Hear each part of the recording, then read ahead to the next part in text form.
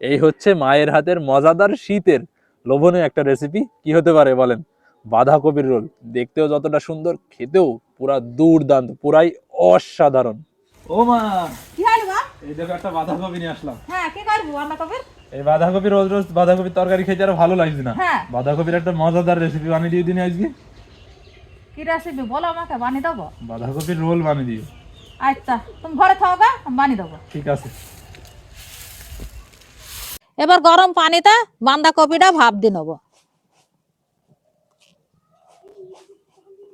8 থেকে 5 মিনিট ভাপ দিয়ে নেওয়ার পরে এবার তুলে নিছে। এবার দুটো ডিম আর 4টে আলু সেদ্ধ করতে দিলাম। এবার আস্তে আস্তে কপির পাতাগুলো ছাড়ি নেব। কপির পাতাগুলো ছাড়ি নেওয়া হয়ে গেছে। এবারে গুঁড়া শক্ত টুনা কেটে বাদ দিয়ে দেবো। এবার সেদ্ধ আলুগুলো ঘষে নিয়েছে। এবার ডিম সেদ্ধ দুটো ঘষে নিয়েছে। এবার দিয়ে দিলাম পেঁয়াজ কুচি, কাঁচা ঝালের কুচি, দিয়ে দিলাম নুন, আরও দিয়ে দিলাম ভেজে নেওয়া মশলা গুঁড়ো। এবার ভালো করে মাখিয়ে নেব।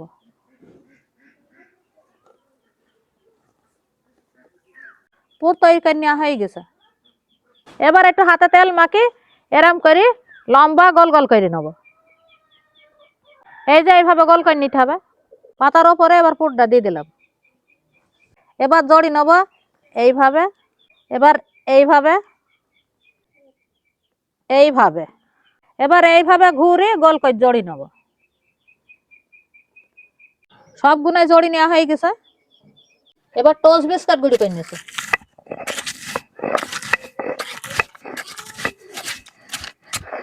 এবার বেসম গুলি নেবো। বেসমে দিয়ে দিলাম 4টে আলো চালের গুঁড়ো, দিয়ে দিলাম একটু নুন, এবার হলুদের গুঁড়ো, এবার শুকনো ঝালের গুঁড়ো। এবার অল্প অল্প করে পানি দিয়ে গুলি নেবো। এবার রোলটা বেসমে মাখি নেবো। বেসম মাখানো হয়ে গেছে। আর ভালো করে বিস্কুটের গুঁড়ো মাখি নেবো।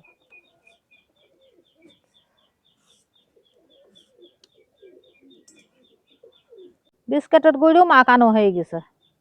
এবার তেলে দিয়ে দিলাম। এবার আস্তে আস্তে নেড়ে চেড়ে মচমচ করে ভেজে নেবো। মচমচ করে ভেজে নেওয়া হয়ে গেছে। এবার তুলে নিলাম। আপনারা দেখতে পেলেন এই মায়ের হাতের বাঁধাকপির রোল। আর এখানে দুই ধরনের বাঁধাকপির রোল করা হয়েছে। একটা হচ্ছে সরাসরি বেসনে ভাজা, এই যে এটা বেসনে চুবিয়ে ভাজা। আর এটা হচ্ছে বিস্কুটের ওই গুঁড়া, ওই গুঁড়াতে চুবিয়ে ভাজা। তবে বেসনেরটা দেখতে বেশি পারফেক্ট, কারণ এটা কোনোটাই ঝরে যাবে না। আর এই যে বিস্কুটে যেটা মাখিয়ে ভাজা হয়েছে, এই যে কিছু অংশে ঝরে গেছে। তবে দুইটার স্বাদ কিন্তু দুই ধরনের। প্রথমে আপনাদেরকে শুধুই বেসন দিয়ে ভাজা রোলটা খেয়ে দেখাই। বিসমিল্লাহ।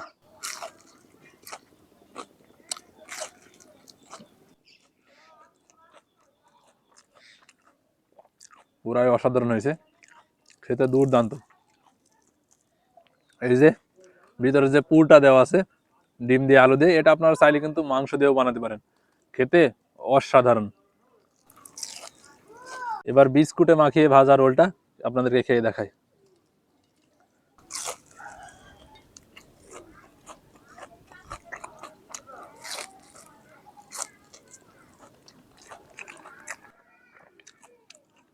দুইটা কিন্তু অসাধারণ হয়েছে।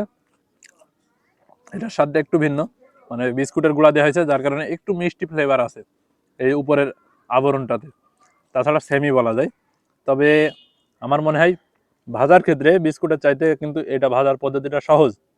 মানে এই উপরে যে অংশগুলো ছেড়ে ছেড়ে গেছে এগুলা কিন্তু যাবে না। তো আপনাদের যদি ভিডিওটা ভালো লেগে থাকে অবশ্যই লাইক করবেন, কমেন্ট করবেন এবং শেয়ার করে দিন। ভিডিওর রিস্ক খুব ডাউন যাচ্ছি। আর রেসিপিটা যদি ভালো লাগে তাহলে অবশ্যই ট্রাই করবেন। তো এতদূর ভিডিওটা দেখার জন্য অসংখ্য ধন্যবাদ। সবাই সুস্থ থাকবেন, ভালো থাকবেন। সবাইকে জানাই আল্লাহ হাফেজ।